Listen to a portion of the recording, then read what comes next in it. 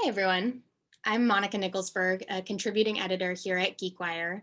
And on behalf of the whole team, I'd like to welcome you to the kickoff of our Civic Conversations series presented by Microsoft.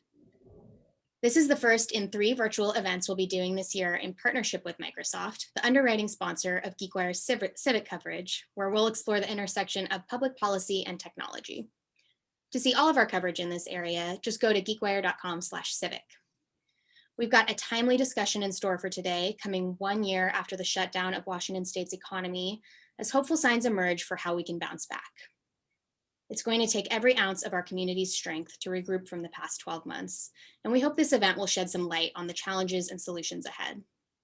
We'll introduce our featured speakers in just a few moments, but first we want to thank our partner on today's event, Microsoft. And it's my pleasure to welcome Jane Broome, Senior Director of Microsoft Philanthropies, to say a few words. Thank you, Monica, and thank you to GeekWire and to all the avid GeekWire fans out there. We are delighted to be here. Greetings from my guest room here on Capitol Hill in Seattle, hopefully for not much longer. Hey, this conversation is so important and it's so timely. This has been an incredible year for our community. And for me personally, as somebody who's been working in, actually, I'll say this, as a lifelong Washingtonian, I have to say I could not be more proud of the way our community has come together in the last year. Those are the businesses, the philanthropists, businesses, the government policymakers, and just everybody we're seeing in the community, everybody pitching in and doing all they can to help support our neighbors as we go through this process. I am seeing the light at the end of the tunnel, and I am so excited. I think all of you are seeing the light at the end of the tunnel, but we still have a lot of work to do. And I think one of the things that has been most important in the last year is the notion that we must come together and rebuild, but do so in an inclusive and an equitable way so that communities are really at the center of what we do. And that's why I'm so excited about the conversation today. The United Way, the Seattle Foundation, Challenge Seattle, these leaders who have just been on the forefront of these efforts, but have been doing so in a way that centers community the whole time. So thank you for this opportunity. Microsoft has been here for this time, and we're committed to stay with you all for the long term to make sure that this community continues to be a thriving economy and a place that just has the highest quality of life for everybody that lives and works here. So thank you. Take it away. Thank you, Jane, for joining us, and thanks, Microsoft, for your support of GeekWire's Civic coverage. Now let's meet our panel. Joining us, we have Christine Gregoire, CEO of Challenge Seattle and the former governor of Washington State. Gordon McHenry Jr., President and CEO of the United Way of King County. And Kris Hermanns, Chief Impact Officer at the Seattle Foundation. Welcome, Christine, Gordon, and Kris. I am so glad that you're joining us today because we're really living in this very historic moment. And I do see the light at the end of the tunnel, as Jane said, but at the same time, we're dealing with these parallel challenges that include the pandemic, systemic racism, an economic downturn, and a climate crisis. So I want to ask our panelists, when you look at the year ahead in our region, what should be the government's top priority? Governor Gregoire, do you want to kick us off? Sure. Well, thank you. Thanks to GeekWire. Thanks to Microsoft for the sponsorship, and to my colleagues, Kris and Gordon, great to be with you, and to everybody who's joined today. You know, as I look out, we went into COVID with some issues, and COVID has really made those issues even bigger, and in some instances, much worse. So I think the challenge for the public sector is to really come out of this, having addressed the problems that existed pre-COVID in a way that will make us much more able to thrive going forward and much more equitable. So I would put at the top how do we make sure that we develop economically in a way that is inclusionary? Big businesses, many of them have managed to be successful during the course of COVID. Small businesses have suffered dramatically. Minority-owned businesses, women-owned businesses have suffered dramatically. Women have suffered in the workplace. So we need to focus and really pay attention there. And I think that's a task for the public sector. Secondly, I think we need to look at racial equity. We cannot afford any longer to have the disparities that we saw before COVID that were exacerbated by COVID. So again, when we come out, let's come out better than we were before COVID, and let's come out sustainably so that we don't see these problems continuing to move forward. And then I also think, of course, we need to look at fundamentals, the infrastructure, transportation, and the other associated issues, affordable housing. Yes, obviously for our homeless, but also for our low income, middle income people who are being driven out, literally, of our large cities like Seattle.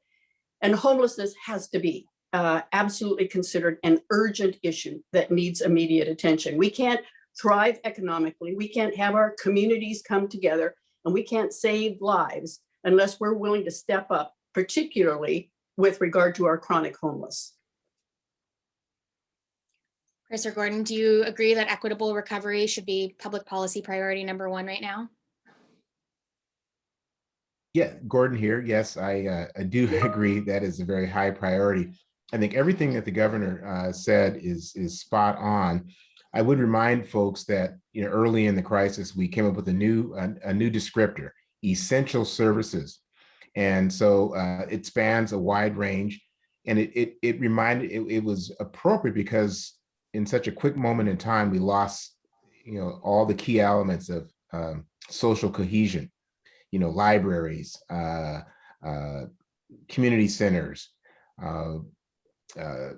challenge on healthcare providers. And so I think when I think about what the governor said, I agree. And we've been so focused on housing stability. And so we talk a lot about homelessness in our community, and we must talk about it. I think about the 10,000 households that we've worked with to provide rental assistance. That's like 30,000 individuals. There's 5,000 on the waiting list that is just a couple weeks old. So what if those folks didn't get rental assistance? So how do we lock in, to the governor's point, how do we lock in some of the innovation and protection of essential services as we come out of this crisis, so that we do have a stronger, a more inclusive, equitable, and supported community? So those are the challenges. And Jane Broome hit it on the head. We all came together, public, private, nonprofit partnerships, philanthropy, and that's great, and that's what was needed. How do we do it on a sustainable, long-term basis? Well, in terms of sustaining some of these initiatives, Kris, I know it's been about a year since the Seattle Foundation launched its COVID-19 Response Fund. You raised, I think, $30 million for grants to community organizations. Can you catch us up on where that initiative stands and what you've learned from it over the past year? Absolutely, and I would just concur with what both Governor Gregoire and Gordon have surfaced. I think that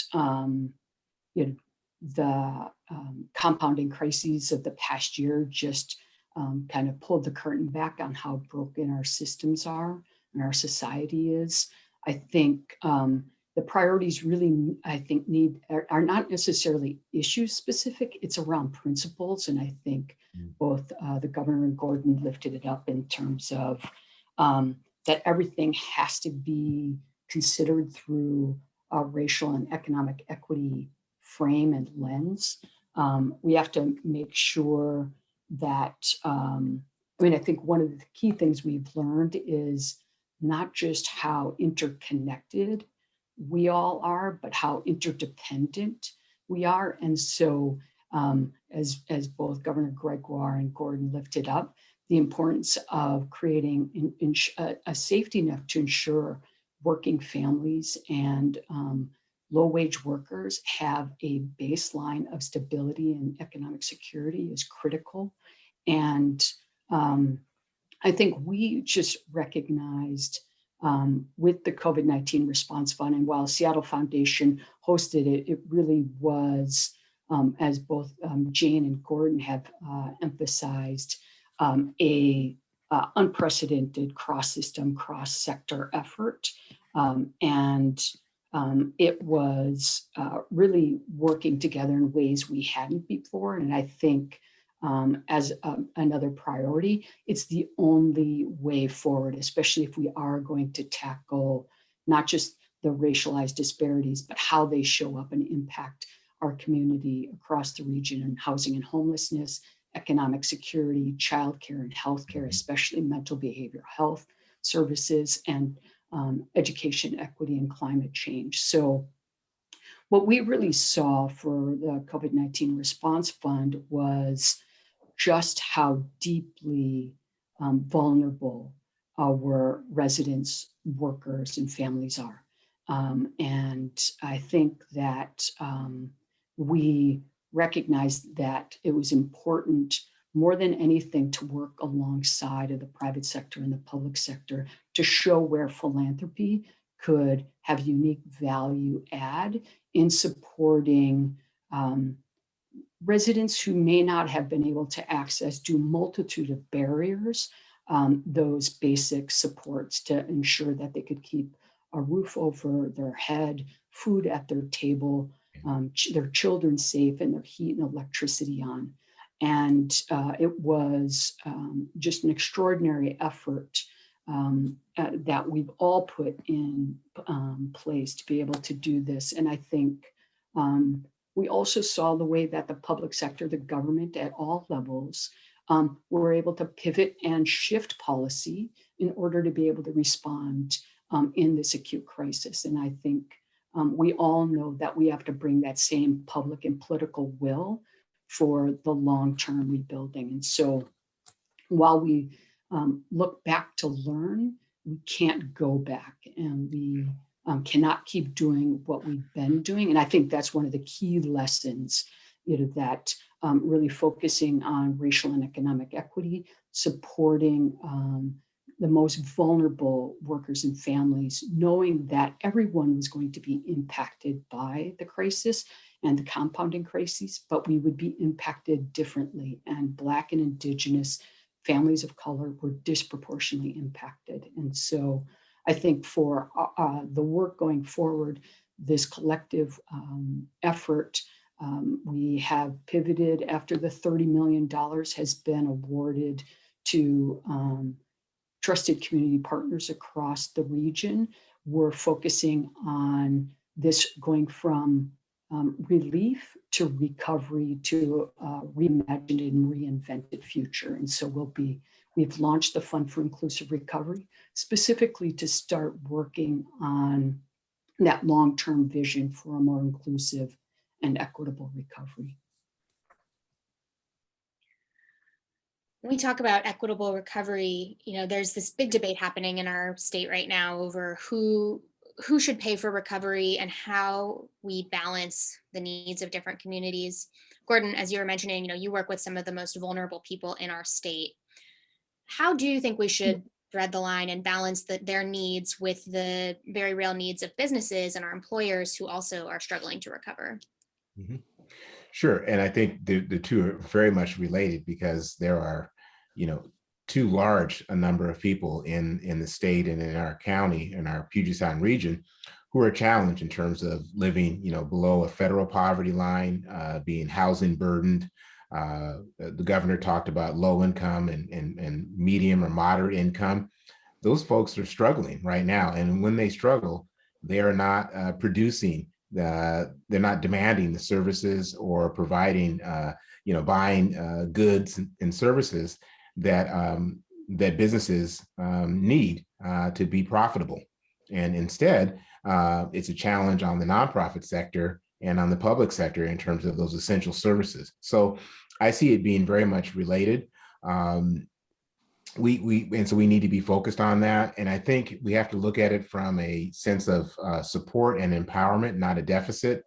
We're very active with the community college, the 2-year college system.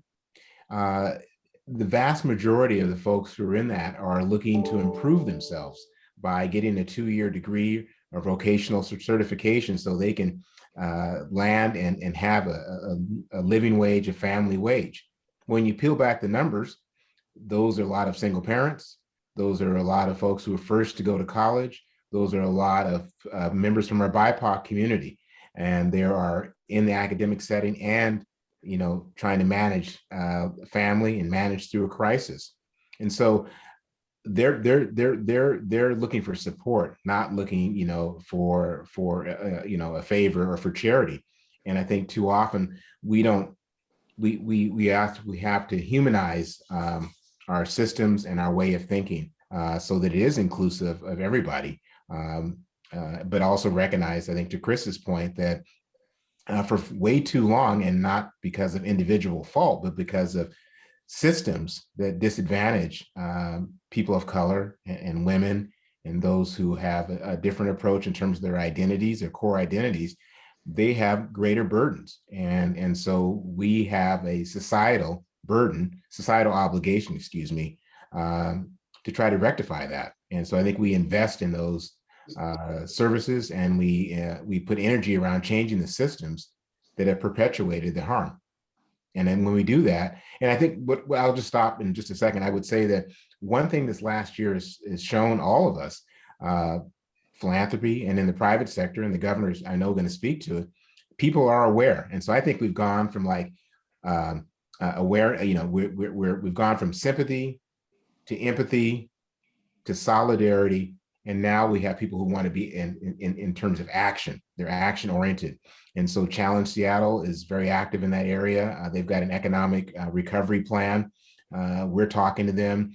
We're in partnership with a bunch of BIPOC communities, organizations, and leaders who want to partner with the private sector to really drive this inclusive economic recovery that the governor and Kris have spoken about.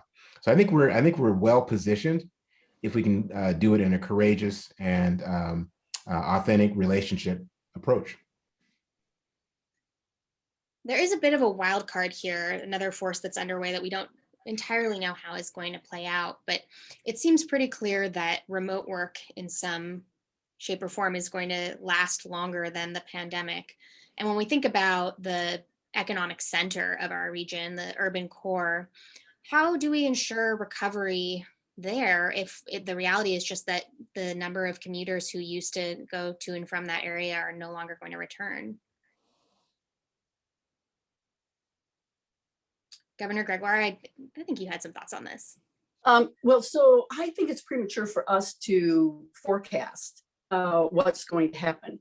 We have a younger generation that in particular, because we've done a lot of polling about it, that want to be in a vibrant city. They want to partake of the collegiality that they can find in their workspace. They want to be a part of restaurants that are and outdoors and arts, music, so on. So I think the idea that while we've worked from home is our longstanding future, I'm not convinced that that's all true. To some, that will be an option, and I think they will avail themselves of it. But I think there's going to be people who want to gravitate back.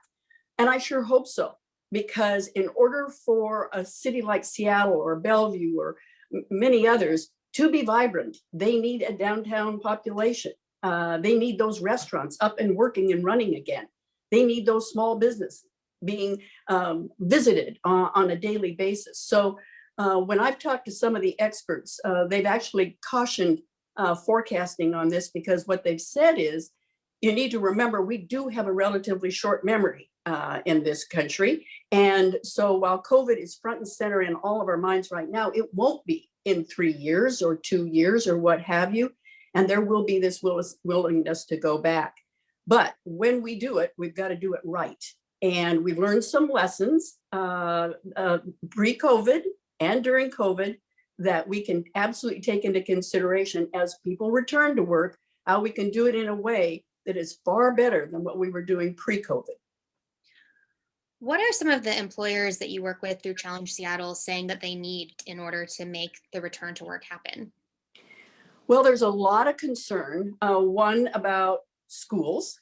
and getting our students back into the schools. Now, it's not, some might say, well, that's a daycare or childcare issue.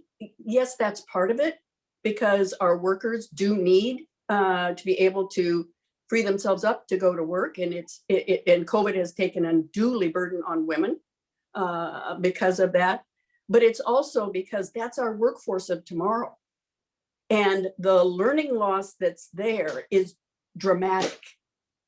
Some of our children have lost a year in math, a year in reading. That's not easy to make up. We did some real hardcore work for the governor about what do we need to do to mitigate learning loss. And I will share with all of you, it is no easy task. It's going to take a significant investment, long hours, and think about the loss that's also come beyond academics, the lack of socialization, the mental health issues, and so on. We got a lot of work to do there. Secondly, homelessness comes up all the time. There are too many employers whose employees are afraid to come back to work downtown because their bus stop is not safe. So I think there are bigger issues than that alone with regard to homelessness, but it is an absolute crisis, and we can't afford to wait another day. Human lives are being lost. Our economy is being held back. Our communities are not feeling safe and secure. So we need to get the right help that is going to be able to allow us to pattern what has happened in places like San Diego, where they have been very successful at taking care of that chronic homeless population by getting them the on-demand services they need and deserve, housing that they absolutely desperately have to have, and an opportunity to get back their lives and to actually begin the process of getting to work and being productive members of the community. So to me, when I hear from my CEOs, those are the two things that they say in order to get people back to work are absolutely important. It's very consistent with what we saw from readers who we polled before this event. We asked them to send us their questions, and there are a lot of folks in our community who are asking about and wondering about the same things. So I wonder if you have any thoughts on what the tech industry or business community more broadly can do to address this homelessness crisis that we've been in for many years, because it is such a high priority for them. Can I jump in just because I want to amplify, I think, what the governor was speaking to. You use the phrase chronic homelessness, and I don't know if people fully appreciate, what that is. That's a defined term in many aspects. In one aspect, it's defined as a person who has been homeless for 2 years or has had several bouts of homelessness within 2 years, and who has an underlying challenge like a disability. And I think what people actually see and what they fear is not necessarily just the state of homelessness. It's the fact that the people that they are seeing and concerned about, they're under incredible stress and duress because they've been living outside. So I think all of you who are listening and you're in the comfort of your homes right now, I suspect, just imagine your stress levels, your mental status, if you've been living outside for 2 years in Greater Seattle, or if you've been in and out of the homeless situation several times in the past 2 years. Do you have some mental health challenges? Do you have behavioral health? Are you challenged because of alcohol or drug addictions? Are you escaping domestic violence? Have you been in and out of domestic violence? This is the aspect of home that's all under the rubric of homelessness. So I think I liken it to what I learned about icebreakers, after the Titanic movie. There's a lot more mass under the water than there is above the waterline.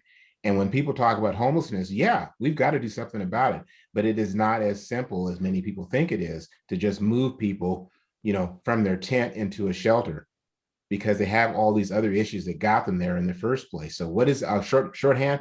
What do businesses and community and nonprofit and public sector need to do?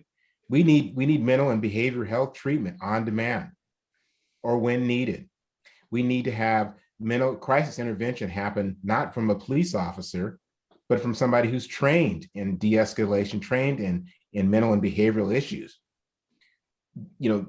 That's not where we've gotten to yet. And so we haven't gotten beyond encampments and tents and aberrant behavior to dealing with the fact that folks are not choosing to be homeless. They are struggling to live, and they have these really core issues. And we as a community, as a society, have not recognized that or dealt with it. And I would just add on to both what Governor Gregoire and Gordon have raised. And Monica, I think it ties through a number of your earlier questions. I don't think anything of what we're talking about is the government alone or business alone or technology. It really is fundamentally that we all need to own this collectively and rebuild a sense of a common good.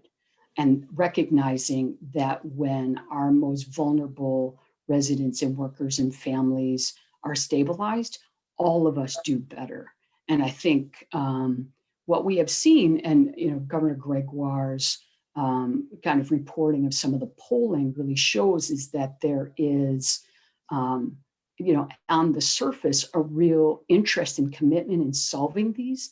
And actually, when you start looking at what it's actually going to take, in particular to address root causes, oftentimes there's actually not the political and public will to do the hard things. And that's actually, I think, more than anything, where we need to come together in terms of policy priorities, to say that we saw the way that businesses, elected leaders, government officials made hard decisions this past year around some key policy issues.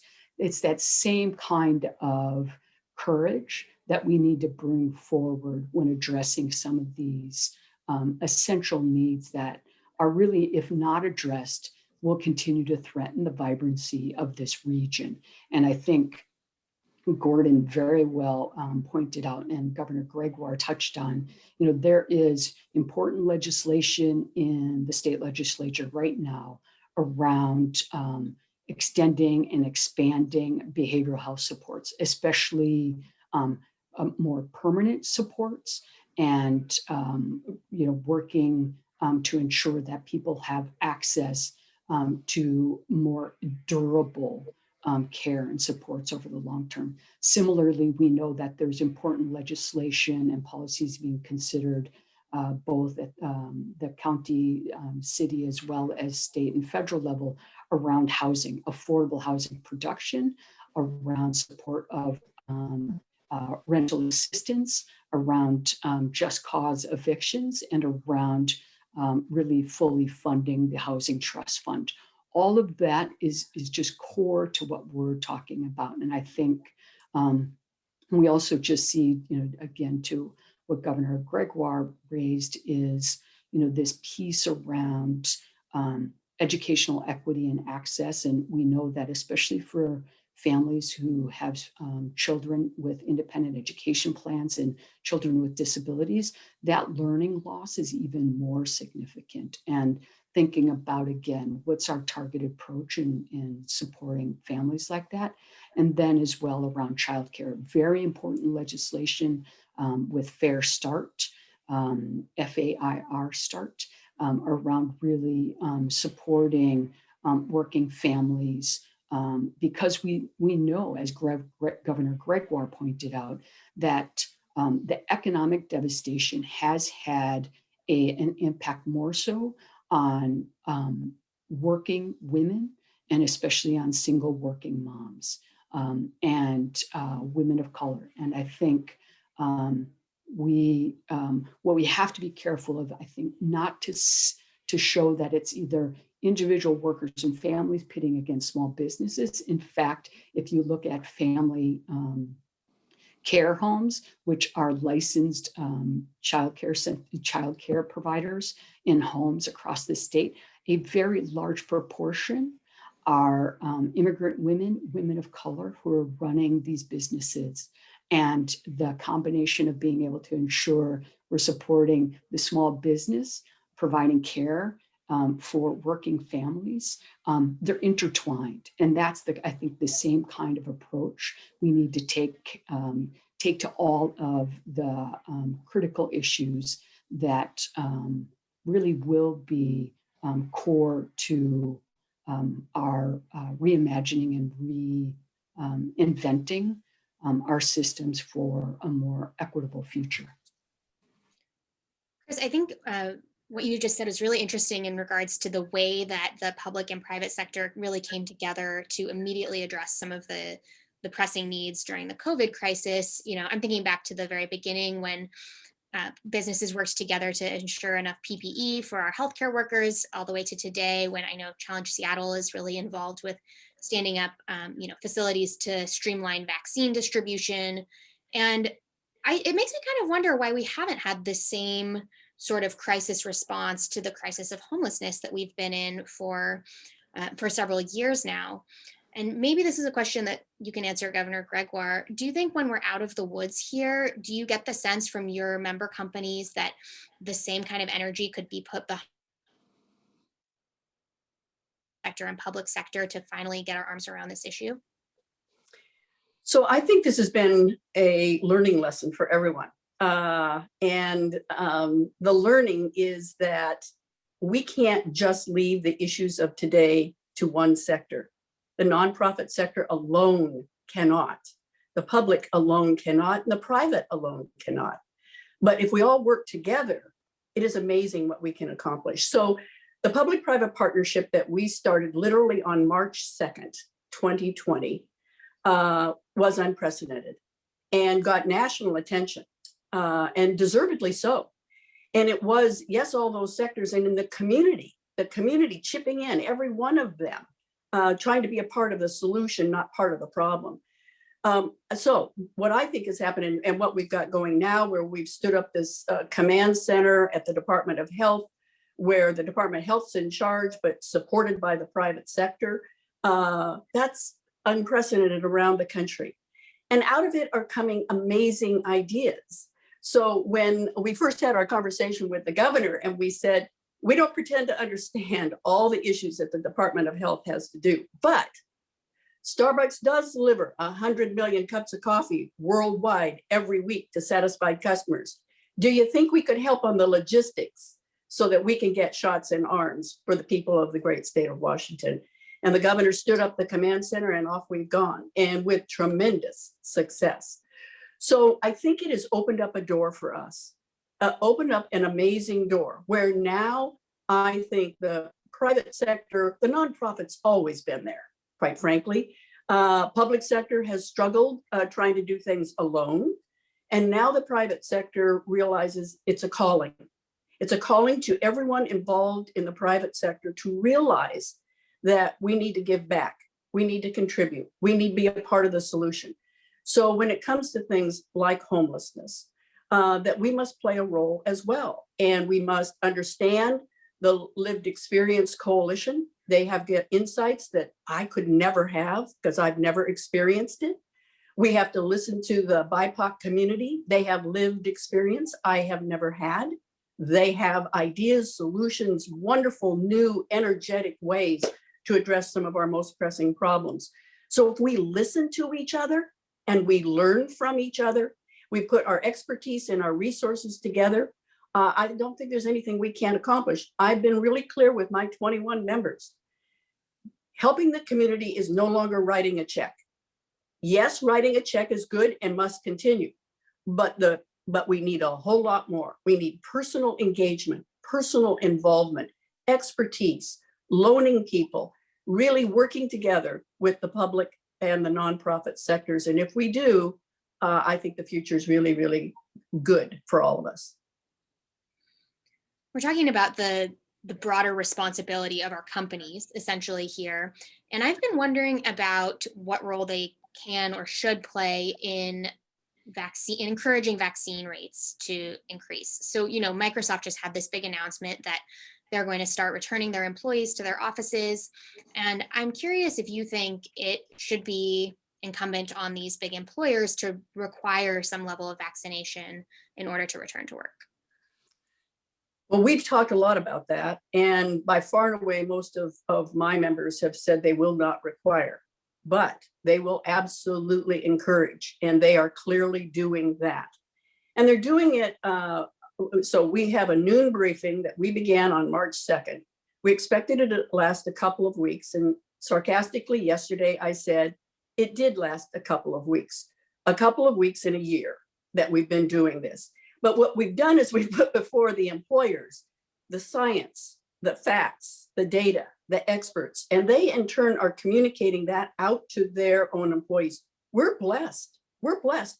We've got the University of Washington. We've got Fred Hutch. We've got the Gates Foundation. We've got resources here that nobody else has that can communicate the truth about what is the truth about the vaccines and the transmissibility and so on. And we're at the forefront of advising the White House on all of these issues. So we're trying to communicate and let people make informed decisions, but also let people understand that an informed decision is a decision for yourself, your family, and your community. I've had both my vaccines. I still double mask because while I may not get sick, I could possibly transmit it to someone else and not know that I had it. It's my duty as a Washingtonian to protect my colleagues in my community and across the state. So we are absolutely trying to get all of those issues before all of the employees and their families to say we all have a responsibility. We all have to stand up to it. And we will give you all of the absolute factual information for you to make an informed decision about your vaccination. Yeah, I mean, I think that despite the fact that there are real challenges to achieving herd immunity through widespread vaccination, in some ways, it's a little bit of an easier challenge to get our minds around because there is a solution, a very clear solution. I'm thinking about the more difficult problem of systemic racism. You know, we've been talking about the twin pandemics, the pandemic of racism that we are confronting. And we can't forget the racial justice protests over the past summer that really rocked our community. I wonder if any of you have thoughts on what long-term impact that movement will have and where it stands now. And Gordon, maybe you can jump in. Well, I really appreciate Kris Hermanns here saying, relief, recovery, reimagine. And I think that is the reimagining is an aspect of the desire for racial justice and to address racial inequity. The challenge is that, and the governor used the expression lived experience, and that's spot on. It's the folks who fall under the descriptor BIPOC, Black, Indigenous, people of color. It's their lived experience, their living experience that needs to be core and central to how we reimagine all the elements of our society. And I think that starts with that starts with seeing them, first of all. And maybe that's why there is even an expression called Black Lives Matter. Do you see that person and do you recognize them as a human being? And does their humanity matter to you? Once you get to that point, it's then, well, let me be in relationship with the folks who have been marginalized and oppressed, and let me hear from them how they reimagine things like community safety. And so I think that is the challenge for us as a society. For the folks who have the living experience and for their ancestors who had the lived experience, how do you expect them to have faith and trust in the powers, whether it's public sector or businesses, even philanthropy with a charity model? How do you expect them to trust that things will be different this next year when we're talking about behavior, structures, systems, and culture that goes back hundreds of years? And that's the challenge. I think there is a willingness. That is the hope, and that is also the fuel that fuels the anger, the frustration, the fear that results in protest, that resulted in the protest of last year and the protests that are still occurring and will continue to occur until the people who have not been seen, who have not been appreciated, who have not been a part of designing systems and making key decisions are brought into that process in a way that they feel is respectful and safe and likely to result in the change. And I think that building off of Gordon's point, I think, again, there is an example of how we did differently this past year, specifically around like the COVID-19 Response Fund, Gordon's work, many efforts focused on ensuring we prioritized making grants and investments in BIPOC led and rooted, culturally and linguistically specific organizations that are trusted in communities most impacted, who have a long history of reasonable distrust. And so I think as we're thinking through, and Gordon really touched on this in terms of really strong examples about living experience, the reality is we have created systems and have gotten the outcomes that they were designed to get. And oftentimes those systems weren't actually tested and adapted based on the experience of people who actually utilize them. And I think what we're starting to recognize is the importance of balancing the need to have science drive us, but also data, including community knowledge and community lived experience about how they interact with and how those systems actually prevent them from equitable opportunities and outcomes. And so, like with the COVID-19 Response Fund, I think ended up over 70% of the grants went to Black, Indigenous, and people of color led and rooted groups. The bridge that we're building towards the Fund for Inclusive Recovery is specifically around continuing to build and strengthen the infrastructure and capacity of BIPOC-led organizations and movements and coalitions, as well as further extend and support marginalized families and workers and residents being engaged in civic and public life. But I think that's the piece that we really have to recognize is that making that kind of targeted investment is actually a benefit to all of us. And that is, I think, again, back to your question, Monica, about what business can do around the vaccine access. There is a vaccine equity dimension to all of this. And we know that continuing to lift up the ways that Black and Indigenous and communities of color are specifically conducting outreach and education within their communities to really help provide the kind of counter the misinformation that is out there about vaccines, but also to do it in a culturally and linguistic specific way and responsive way so that everyone who wants to get vaccinated can get vaccinated. Absolutely. So like I mentioned, we've been sprinkling in questions that we collected from our readers before this event, but we just got one from somebody who's watching live. Nick Miriam of Sea City is wondering about hybrid work policies, like the one that Microsoft is exploring. He asks, these hybrid policies are certainly going to change the flow of people into the downtown corridor and business districts. And Nick wants to know how we can leverage that long-term change as an opportunity for keeping these areas vibrant.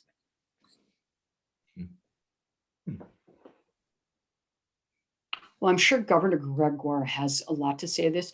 I have to say, trying to get into downtown Seattle, I just live a mile and a half away, still is really hard on I-5. So I'm not sure where everyone's going, but there's clearly lots of traffic getting into Seattle.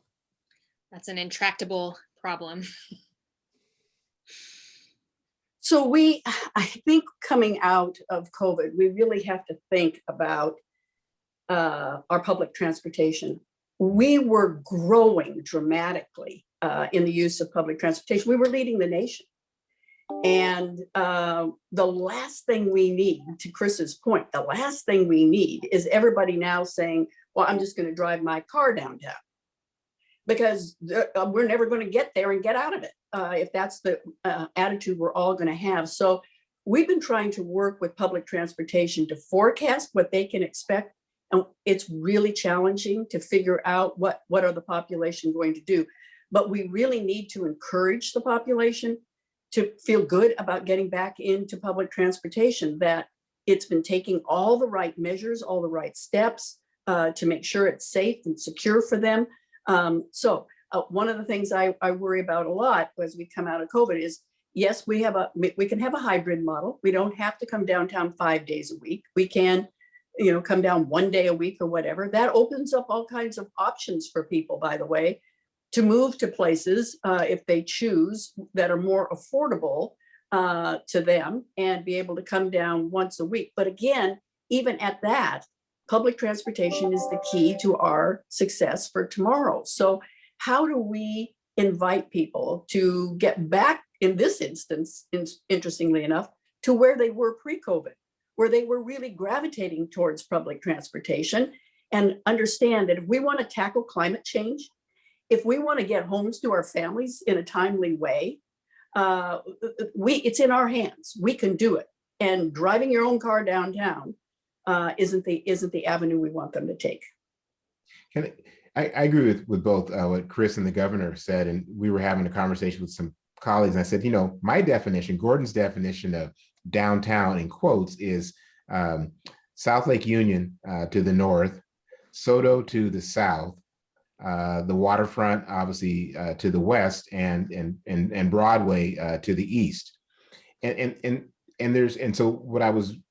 I wasn't being provocative, but when I think about going downtown, and my offices are, in 720 2nd Street, but why am I going downtown? I want to go to the Pikes, I want to go to the market. I want to go walk up on Broadway. I want to cruise through my alma mater, Seattle U. I want to go down along the waterfront. I want to go to, Gasworks Park. I mean, getting people out of their homes and out of east, north, south into this corridor that I just described, there are a lot of reasons to do that. And they're not all tied to the fact your office building is there. So we do need to have a vibrant, attractive, multi-reasoned, to come into that area. And Kris is right. And if it's I-5 and single occupancy vehicles, well, it's going to grind to, it's never going to get started. So I think we can, and then I think that's what I just described, the International District, Chinatown, the waterfront, the aquarium, those are all reasons to come downtown to experience above and beyond work. And so I think we can get back there. We just have to make it attractive. And I think it needs to be reliable public transportation. And our staff says it needs to be clean, so people are worried if they're not talking about it to you, they're worried not just about having to encounter somebody who's having a tough time, but they want to make sure they're not going to get sick because they're riding public transportation, because they're in a common vehicle as opposed to their own vehicle. So I think we do have to, again, to Kris's point, we have to reimagine what is the expectation of the community, broadly defined, after a year of COVID. Let's understand it, and let's find the willpower to make it happen. And when we do, we'll get that we'll get that hot economy. We'll get that back, the reasons why people navigate and come to the Northwest if they aren't born here. There's something special here, and we just need to leverage our strengths and make sure that they're available to everybody. And I think to that, both what Gordon and Governor Gregoire shared, it continues to reinforce that kind of the vibrancy of this commercial cultural corridor is interdependent on transportation, climate change, and economic recovery. And that's really, from a policy perspective, for again, what we saw lay bare this past year was the way we have built our policy system is a set of patchworks that we have applied over generations. And again, when we're thinking about recovery that needs to be reimagined and reinvented, it is a unique opportunity to say, how do we look at all of these things together? And how do we ensure that the policies and systems we are rebuilding and reinventing actually keep that in mind, that all of us in a community of ecosystems, but individual workers and families have to navigate each one of these systems, and how do we make sure that it's done in a way that is in complement and coordination with one another rather than working at odds. I think that it's clear that these changes that we're talking about they present opportunities. I think the biggest question is opportunities for who? And you could certainly say it's an opportunity for companies that don't really want all of their employees to return to the office 5 days a week. I think Zillow's a good example of that. Many people in Seattle would say it's an opportunity for Bellevue, which is seeing a lot of growth in its commercial district. But ultimately, do we have to accept that in order to grow in this way, the character of our downtown Seattle urban core is going to change? And is that change necessarily for the better or for the worse? Well, I would say it was changing anyway. I mean, we need to think about the potential of that waterfront. It's now open to the city when before it was closed off. And that new aquarium is going to be fantastic. So look at the opportunity we've got there, the addition on the convention center and what it can mean for us going forward. Go out to SeaTac and look at what they've got going out there. There are so many things that have been going on now for some time to make the community more vibrant that I think we have every reason to be optimistic. Now the question is, will we make sure that everybody feels good about coming downtown, that it gets its spirit back, that the restaurants are open, that people are back to work, that there's a sense of welcome. One of the things while we've been working on racial equity is very disturbing to me.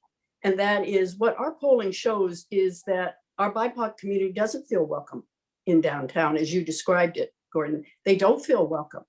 Well, that has to change. That's not good for us, as Kris puts it, all of us. We have to have the welcome mat out. We can't afford a Seattle freeze.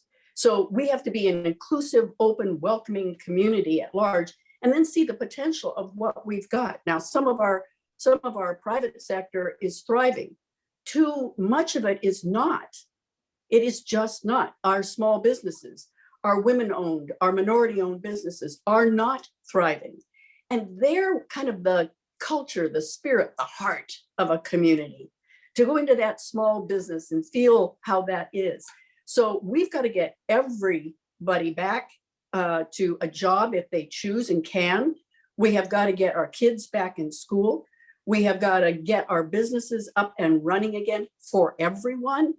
If we do that and take advantage to the kinds of things that are going on, get our arts and music back up and running, again, we can return to what is being rated as one of the best regions in the country.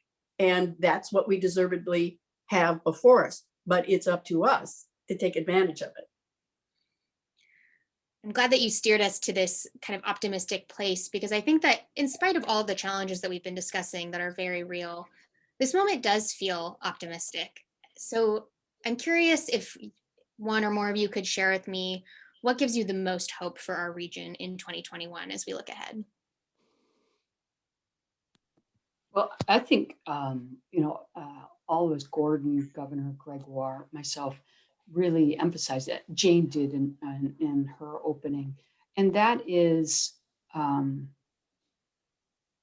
we came together differently as a community this past year.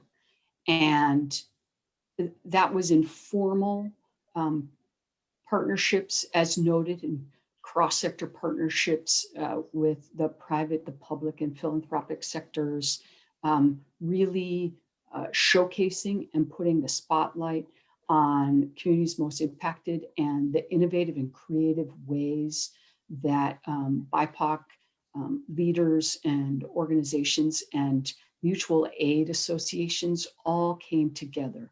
And that is an example of, I think, the best of a sense of collective and collective action that we will need going forward. And we haven't, touched on the ways that part of, I think, what got illuminated this past year, and especially if you look at the violence and the attacks on the US Capitol in early January, what also has been a threat through the past year is just the continued weakening of some of our democratic ideals and institutions. And so we've had like extreme individualism and kind of hyper localism, and some may argue very excessive capitalism that has pulled us apart. And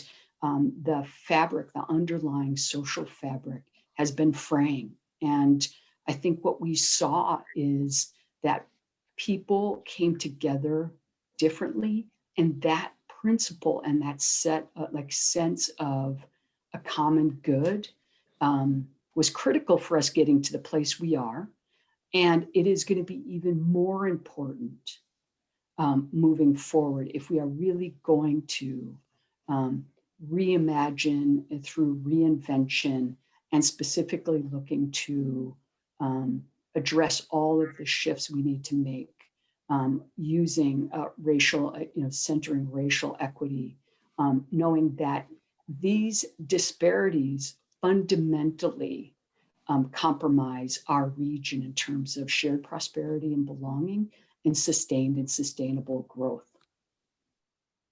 Yeah, well stated. I would echo that. For me, it is that that collaboration, the coordinating, and doing so intentionally around those who are most vulnerable, and the recognition that that is our BIPOC community. It's also, of course, elders and immigrant and refugees, but we're more aware and we recognize that the intentionality is so important. And as I said earlier, the aha moment that there are some things we've taken to granted that we now call essential services. And those of us who have, some standing, some wealth, it's not as critical, but the idea that how important our libraries, community spaces, parks, not just educators, but nonprofit providers, centers that take care of our elderly.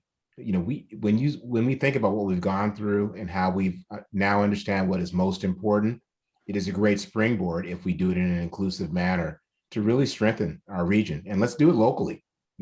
I'm a regionalist, but we can start with King County and Snohomish County and Kitsap County and do some really good things and continue to demonstrate to the rest of this country or the world that when good people come together, eyes wide open and inclusive, we can do some remarkable things. And I'm confident we can do that. And it shouldn't take a once in 100-year crisis to get us to that stage. It has. So the crisis is not over with, and the hard work is just beginning. And my colleagues have said it and said it well. Thank you, Gordon. Thank you, Kris. The only thing I would say is we've learned and we've listened over the course of the last year by listening to the BIPOC community, by listening to the homeless. I can't tell you how much I've learned. And it has influenced everything I do now when I work on these public policy issues. And it has the same with the business community. That's good. But we shouldn't stop that. We need to continue to listen, learn, respect other viewpoints, and come together as a community like we have over the course of the last year. I think we've shown we can lead the nation. We did lead the nation.